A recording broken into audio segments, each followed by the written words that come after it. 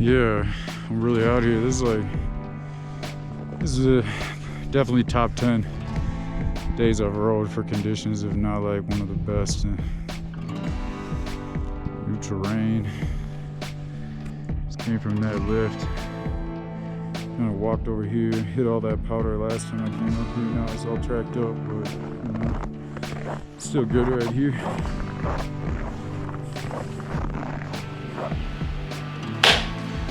Alright, okay, something new for today. Bringing you massive value, as I would say. Can't go astray from the truth. So, get off to the start. I'm going to do a quote random. Flip through the random page. Foster and polish the warrior spirit while serving the world. Illuminate the path according to your inner light. So, getting on to today. Topic being, I'm going to talk about some people who started a business with little to no money, and their business became, multi-million, if not billion-dollar business or industry. Just, showing people how easy it can be to really get things started. And you don't really need to have resources. Like, things can just flow. Know where to go. Alright, first person I'm going to talk about is the founder of Starbucks, the man named Howard Schultz. And he just started from working at a coffee place, and he must have really liked coffee, I guess. I don't know, but anyways, that man basically heard about Starbucks, so he didn't even create Starbucks. Yeah, he was working for just some coffee company. He found out about Starbucks, and then he thought it was interesting. He went and paid the store a visit. He liked what he saw, and that was how he got into it. And, he joined the company. He didn't start this business. This is another thing. You can get into owning a business from working in a business, too, if that's the path you want to take. Because that's what this man did. And he basically went and became a marketing director for Starbucks, and then sounds like he kind of transitioned into opening his own franchise. So after he did that, after he started his own franchise, I'm guessing what happened, is that he ran it really well, and he was very enthusiastic about it. The Starbucks company basically offered him a deal, to buy them out. I don't know, did he come to them with, I want to buy you guys out, or did they see what he was doing and say, wow, this guy is more into it than we are. Let's see if he wants to buy the business from us. It's both possibilities. So looking at it, he started as an employee and didn't create the company. He just got into something that he enjoyed. And from there, he's now the owner of it. And, that's like a multi-billion-dollar company. The next person I want to talk about is Duwan Chang. And a lot of people don't know about Wan Chang, but he started a clothing company in retail called Forever 21. And really what I think is the most interesting about this guy is again, he didn't have anyone really to guide him on this path. He was an immigrant from South Korea, came to LA, and did all the odd jobs, whatever he could get, a janitor, jobs that really no one wants to take. And he saved up $11,000 from working his jobs, and he took the whole thing and he put it into one retail storefront that he basically had the intention of providing value to people in a simple way and lower prices. And a lot of his first customers that that he intended on serving were people like him. And a lot of people, they were not only impressed by the store he had set up, but just by who he was and what he was able to accomplish by himself. And this one storefront grew into like a national brand that, I mean, it could even be international now, I don't know. But basically, this man alone is worth 3.2 billion, not even including like all the other business investments that he has with affiliates, stuff like that. And yeah, his best advice for people is never forget where you came from. The next person I'm going to talk about is the owner of the Polo brand, another clothing company, Ralph Lauren. So yeah, this guy's from the Bronx. It's definitely not a very safe place. If you've never been there, I would say probably don't go there at night. But yeah, knowing where this guy came from, he basically went to the Army right after high school. Didn't even do the college thing. But yeah, this man just, he was interested and had an interest in clothes people wear. So he got a job at a clothing store, Brooks Brothers store, and he was just a simple sales assistant. And he basically saw that store was not offering things that he thought they should offer. And instead of, trying to get the store he was working for to do things that he thought they should do, he just decided to open up his own store and do those things himself. So in his first year, he sold about $500,000 worth of merchandise. And the next year, he made it official, changed the name of his store to Polo, and now it's a worldwide brand. This man's worth about $7.2 billion right now, being in the top 100 richest people in America. So yeah, this man's advice to other entrepreneurs is that you have to create something from nothing. And the world is open. Each day is a possibility to change and improve, basically. The next entrepreneur I'm going to talk about is, I'm not even sure if I'm saying these names right, but Sophia Amoruso.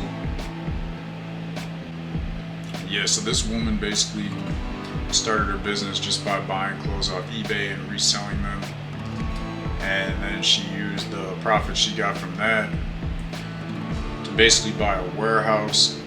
And then she started using MySpace, which if you don't know what that is, or was, or is, I don't even know if it's still around, but it was like before Facebook, people were on MySpace. Yeah, this woman talks about how before she did her business, she spent a lot of her time just being free, hitchhiking around the West Coast and eating food out of trash bins that she could find for free. I mean, this person, after a few years, around 2015 or something like that, after a few years of doing their business, she was worth about 280 million. And she made decisions after that where she's lost like half of her net worth, but I mean, that's still like over $100 million. So, if she did it once, she could probably do it again and build that back up to like billions. The next one is like, I feel like the most popular, like most people, out of all the people I'm talking about, most people know this person or these people. And it's Steve Jobs and Steve Wozniak, people who started Apple Computers. And here you have a good example of someone who's very business-minded, teaming up with someone who's very creative. Because a lot of people, it sounds like, don't really see Steve Jobs as like a creative person. Like the company that he started created a lot of very unique and useful inventions, but he was more like running the business. I don't think he was really the one that was, coming up with these ideas and really putting them together. But at the end of the day, that goes to show, like, you don't even need to be the one that's really like making the business run, that's really creating the product or service. All you need to do is really be the one that knows how to put the business together. Because obviously everybody knows that Steve Jobs made a lot more money than the people that were, doing the ideas for him and building the products for him. But yeah, he was also somebody who really didn't have, like a background where, he was given this business or anything like that. Like, he kind of went and did his own thing, went and traveled a lot, and worked a lot of low-paying jobs. Found that he had an interest in technology, did a lot of networking with people that had kind of the same mindset, and was able to put teams together. I think in my opinion, looking at Steve Jobs, like, he did a lot, but his biggest skill was being able to network with the right people and know how to build the right kind of team for what he wanted to accomplish.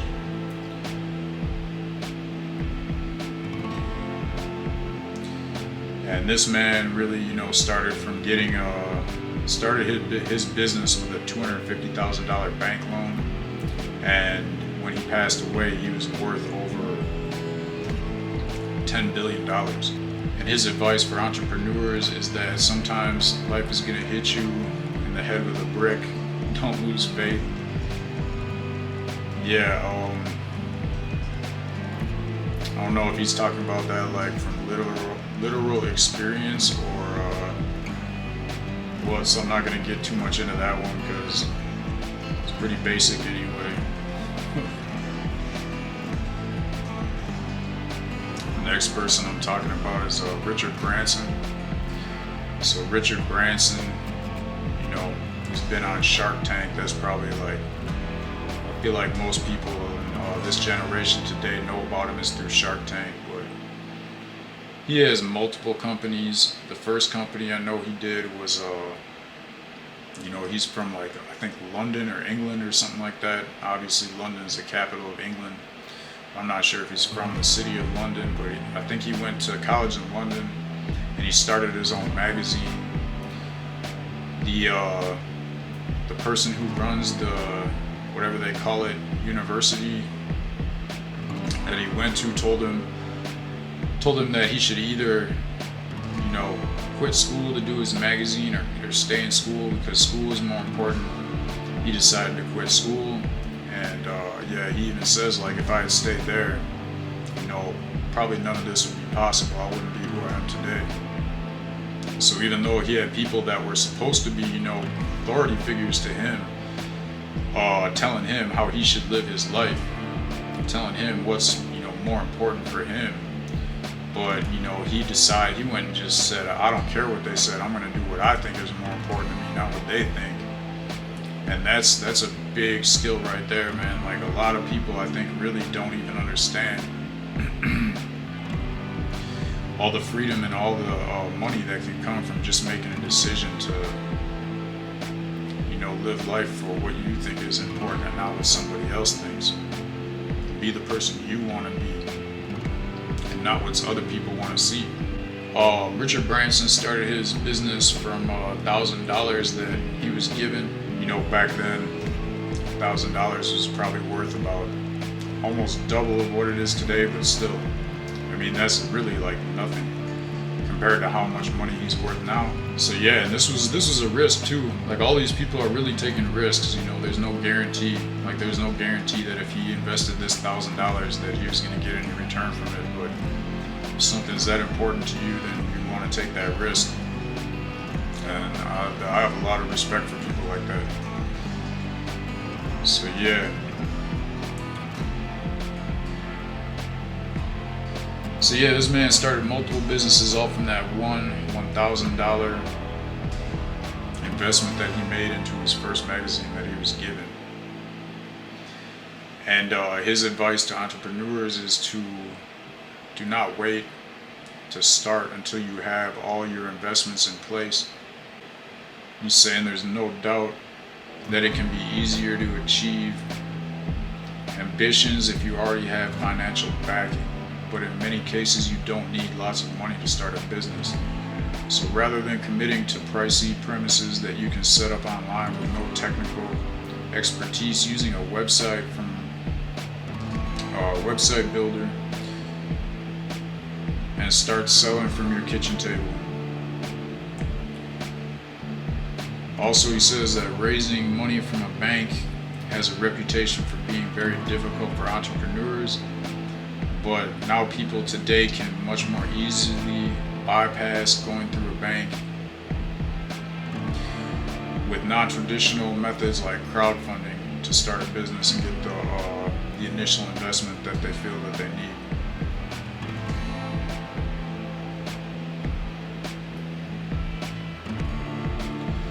Next person I'm going to talk about is Sam Walton, founder of Walmart, the biggest retail stores in America. And this is a guy that he served in World War II. So yeah, he's old, man. I don't even know. I'm pretty sure he's passed away for a while. Yeah. Anyways.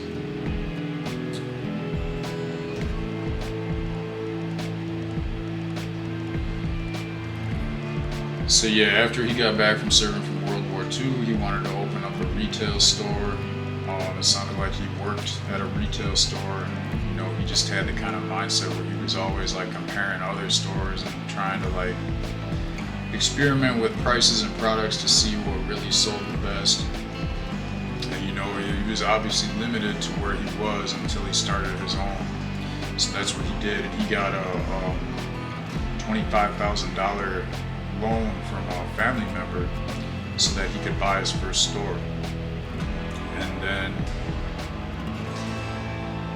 you know, it wasn't more than like 10-20 years later. It was by like the mid 1970s when Walmart really got to be, you know, well known, and he was already almost $200 million valued by then. And around today, Walmart has like around a $20 billion operating income.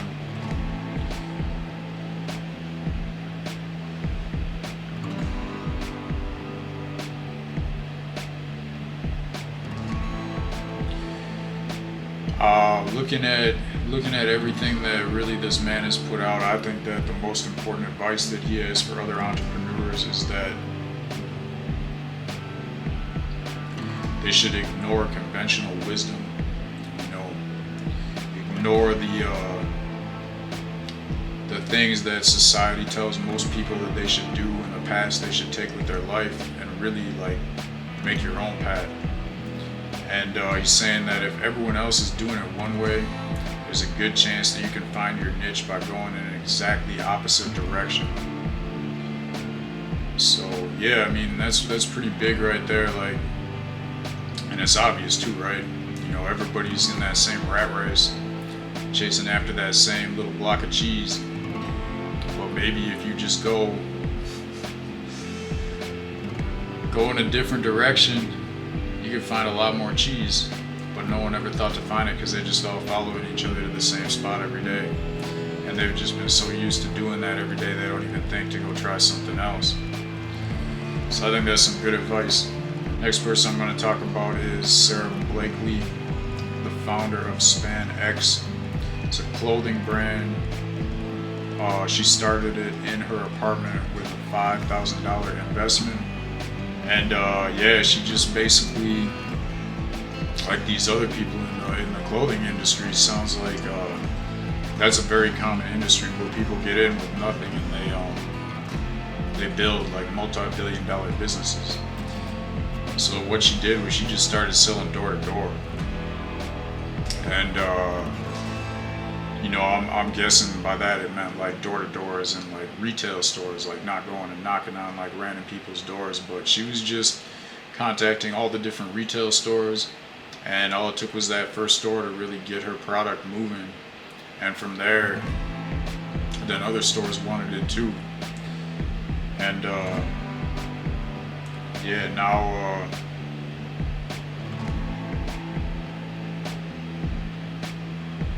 this woman is a billionaire, and she runs a very popular company. The next person I'm going to talk about is Tyler Haney, and she owns the Outdoor Voices clothing brand. She started with $50,000. I would say that's really like, you know, that's probably more money than most people have when they're going to start a business. But I think it just goes to show, like, These other people did it with less, so she probably could have done it with less. But anyway, another person, no experience in the industry, but she just was interested in what she was making. So, she was interested in something that she didn't even understand the industry for. She went and she got herself into that industry, slowly built a better understanding of it, to the point where she was basically like one of the top names in that industry. And today, the Outdoor Voices is a multi-billion-dollar company that started from a $50,000 investment.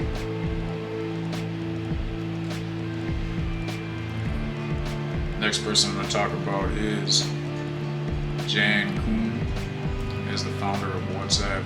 WhatsApp is basically like a messaging company. It's an app for your phone, and it makes it so people can message each other. From what I understand, it's basically like a way to, message people without using kind of like cell phone data, and that's why it got so popular. A lot of people used it, especially at first in like third world countries, places where people, can't easily afford a phone plan, but maybe they can get, a secondhand phone or something like that, and they can find certain places that have internet access. So yeah, that's how a lot of people used it. Even today, a lot of people use it for different reasons, not just that reason alone. But basically, this was something where, as soon as it hit the market, like, it became really popular. It was just a good idea that someone came out with at the right time. And then in 2014, Facebook bought them out for $19 billion. So yeah, I mean, if I started a company and someone offered me $19 billion, I would probably just sell it and move on to the next one. So